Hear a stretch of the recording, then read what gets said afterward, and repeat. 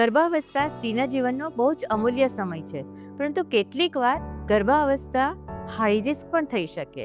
જ્યારે પણ ગર્ભાવસ્થામાં માતાને અથવા આવનાર બાળકને જાનનું જોખમ હોય તો તે વખતે હાઈ રિસ્ક પ્રેગ્નન્સી કહેવાય છે. જ્યારે તમારી ઉંમર પ્રેગ્નન્સી વખતે 18 વર્ષથી ઓછી હોય અથવા તો 35 વર્ષથી વધારે હોય તો તમને જોખમી ગર્ભાવસ્થા એટલે કે હાઈ રિસ્ક પ્રેગ્નન્સી થઈ શકે. જો તમને પ્રેગ્નન્સી પ્લાનિંગ પહેલા જ કોઈક મેડિકલ પ્રોબ્લેમ જેમ કે blood pressure, diabetes, thyroid, asthma હોય તો તમને હાઈ રિસ્ક પ્રેગ્નન્સી થઈ શકે. જો તમે ઓબેસ છો અથવા તો તમારા ગર્ભાશયમાં ફાઇબ્રોઇડ અથવા તો ગાંઠ છે તો તમને હાઈ રિસ્ક પ્રેગ્નન્સી થઈ શકે. આ ઉપરાંત કોઈક પ્રેગ્નન્સી દરમિયાન કોઈક જાતનું ઇન્ફેક્શન થાય અથવા તો પ્રેગ્નન્સી દરમિયાન તમને બ્લડ પ્રેશર કે ડાયાબિટીસ જેને જેસ્ટેશનલ ડાયાબિટીસ કહેવાય છે, પ્રેગ્નન્સી ઇન્ડ્યુસ્ડ હાઇપરટેન્શન કહેવાય છે, આવી તકલીફ થાય તો તમને હાઈ રિસ્ક પ્રેગ્નન્સી થઈ શકે.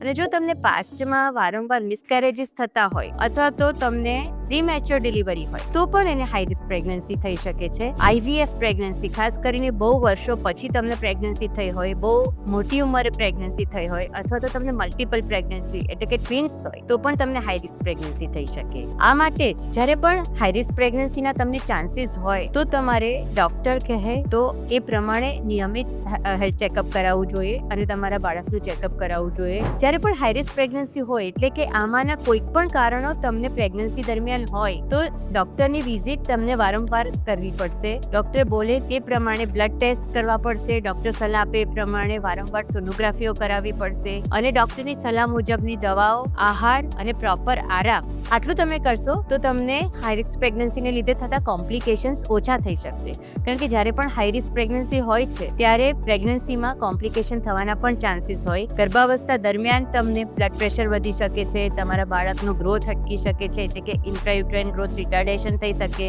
બાળકની આજુબાજુનું પાણી ઓછું થઈ શકે અને બાળકનું વજન પણ ઓછું વધે. પ્રેગ્નન્સી પછી ડિલિવરીના ટાઈમે તમને બ્લડ પ્રેશર અચાનક વધી જાય અથવા તો બ્લીડિંગ વધારે થઈ શકે અને બાળકની ડિલિવરી કરાવવામાં પ્રોબ્લેમ થઈ શકે અને સિઝેરિયનના ચાન્સીસ વધી શકે.